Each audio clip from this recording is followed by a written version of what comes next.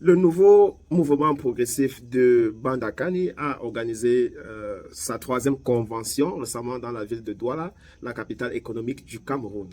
Et pendant cette troisième convention dont vous voyez les photos défiler, il a tenu les propos sur l'avenir du Cameroun.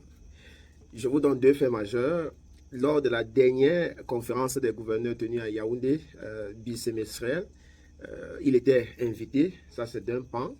De l'autre pan, il a toujours été de ceux qui pensent que oui, Kanto est brillant, mais il n'est pas assez ouvert sur les questions de souveraineté.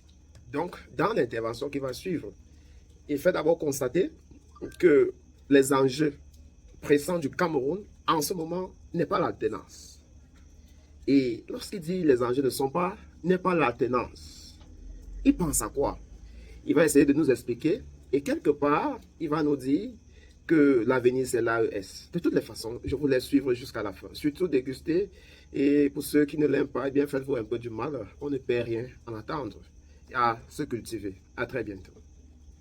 Le deuxième enjeu, et permettez-moi, je reviens pour répondre de manière domestique à mon frère, pour dire que l'enjeu du Cameroun, ce n'est pas l'alternance. Il faut le dire ça aux enfants. L'enjeu du Cameroun, ce n'est pas l'alternance. Il y aura alternance au Cameroun, ce n'est pas le problème. Il y aura alternance au Cameroun. L'enjeu, c'est la libération de notre pays. Ceux qui viennent sur le plateau disent que l'enjeu, c'est le changement des régimes et le départ du président Biya sont les ennemis de notre pays. Nous disons que, je le dis clairement, hein, parce que les gens font semblant de ne pas voir les menaces qui pèsent sur le Cameroun. Les gens font semblant de ne pas voir les plans américains, les plans français, les plans de l'Union européenne contre le Cameroun. Les gens font semblant de ne pas voir les plans que Macron dit ouvertement en public. Que moi, Macron, j'ai recruté dans ma stratégie, je prends les artistes, je prends les anciens stars de football. Ce sont eux que nous mettons en avant. Ça a été dit au sommet de Montpellier, ça a été dit dans le discours de M. Macron devant les ambassadeurs. On fait seulement de ne pas voir ça. Il y a un plan occidental, américain, français, de l'Union européenne, dans le but de faire du départ du président Biya une manœuvre de recolonisation du Cameroun. Par une guerre civile, soit par le jeu des barons, soit par un jeu de tromperie qui mettrait en avant n'importe qui. Mais derrière, on va vouloir déjouer le Cameroun de sa trajectoire. Donc l'enjeu du Cameroun, c'est pas ce que les gens racontent là. Ce n'est pas cette alternance pour l'alternance, non, non, non. L'alternance au Cameroun n'aura un sens que si cette alternance articule l'alternative, c'est-à-dire la libération du Cameroun. Quand on se revendique d'un parti historique, la famille devient sa famille. Donc ça veut dire que ce n'est pas simple. Hein. Il y a des contradictions, il y a des alliances, il y a des contraintes, etc. Mais l'avenir, c'est l'AES. L'avenir, c'est l'AES. Merci, Monsieur le Président. Ça, c'était pour la phase des questions des internautes. Nous revenons à notre interview et c'est pratiquement l'avant-dernière question. Comment apprécier le rôle de la Russie dans ce mouvement panafricaniste? Je pense qu'au lieu d'apprécier, il faut faire des constats. Il faut faire partie des constats avant d'apprécier. Les développements de la géopolitique mondiale ont créé une situation où il s'est créé un pont naturel une fois de plus entre les pays africains et la Russie. Parce que historiquement, la Russie n'est pas un colon en Afrique. Deuxièmement, la russiphobie primaire que l'Occident entretient et les projets de démantèlement de la Russie qui sont au cœur de la géopolitique occidentale en général et en particulier des États-Unis,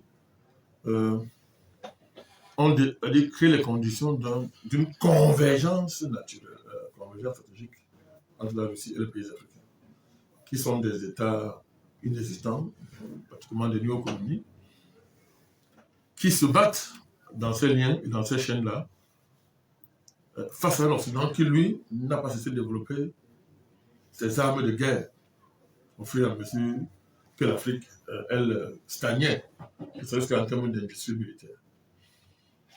Donc, à partir de... Quand on a fait ce constat, on ne peut qu'encourager. On ne peut qu'encourager. Comment je vais dire ça? Encourager toute dynamique qui va dans ce sens. Je pense qu'il faut un peu encourager. La Russie n'est pas notre ennemi. La Russie, dans sa tradition historique, il y a un ensemble de permanence dans le caractère russe. Sur un temps assez long, très long, qui montre que elle n'a pas la même conception géopolitique que l'Occident a à l'égard de l'organisation du monde, à l'égard des relations entre les peuples, à l'égard des, si on prend le cas des relations entre les peuples, des rapports entre la Russie et l'Afrique. Je voudrais rappeler ce que tout le monde connaît, c'est banal. La Russie a été les côtés des pays africains dans la lutte pour l'indépendance. Toujours. Et pas seulement l'Afrique, la Russie a aidé à libérer beaucoup de nations dans le monde, beaucoup. Y compris les nations occidentales. Donc, c'est un partenariat extrêmement prometteur. Qu'on soit clair, la Russie ne viendra pas faire la place des Africains. C'est évident. Mais s'il ne s'agissait que de ça, mais l'affaire serait pliée. Mais c'est qu'il y a une rivalité entre l'Occident et la Russie qui se transpose en Afrique, qui est transposée en Afrique. Mais nous interdisons de faire ce que tous ces pays l'ont fait. C'est ça le problème. C'est-à-dire qu'à chaque fois qu'un pays est menacé, première chose, c'est de chercher des alliances solides. C'est une règle générale de la diplomatie et de la géopolitique mondiale. C'est-à-dire qu'un pays qui se sent en danger ne va pas attendre midi 14h pour, quand c'est possible, nouer des alliances en vue de se protéger. Cela était que ça que les Européens ont fait entre eux. Mais pourquoi donc, quand il s'agit de l'Afrique, des procès qui n'ont pas de sens sont faits ici et là aux Africains, comme si comme s'il y avait un mariage monogame entre nous les Occidentaux. Comme si on allait dans une mairie, on nous a unis à vie. Quand tu parles de ces choses-là, c'est comme si, mais c'est incroyable, c'est comme si les Africains, mais nous sommes la propriété de la France. Ils ne comprennent pas, c'est-à-dire que ça n'est pas dans leur tête. Ça fait rire. Mais pourtant, avant ça, les Français et les entreprises ont investi massivement en Russie. Massivement. Marine Le Pen le rappelait. Les Américains traitent avec la Russie. Chez les matières premières. Mais c'est-à-dire que tout le monde dit non. Celui qui, c'est-à-dire qu'on criminalise les relations avec la Russie, si on te voit dans des menaces, les Américains ont fait des menaces, pas possible. Punir tout ce qu'ils considèrent être des agents russes. Sur la base de on ne sait quel critère. Non, les Africains font comme tous les États au monde. Le monde est fait d'alliances. Ce qu'il faut examiner, c'est ce que cette alliance apporte. Pour le cas d'expression, je vais être simple et concret. Hein. Sans la Russie, le Mali serait où? Le Mali aurait compté sur quel pays africain? Dites-moi.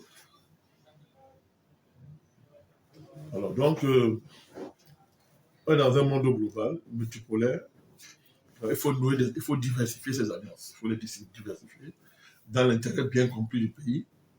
Mais il faut diversifier ces alliances. La Russie, la Chine, d'autres pays ont beaucoup à apporter aux Africains. 1000 fois, 1 milliard de fois que ne peuvent apporter les pays occidentaux, qui sont des pilleurs. Merci, monsieur.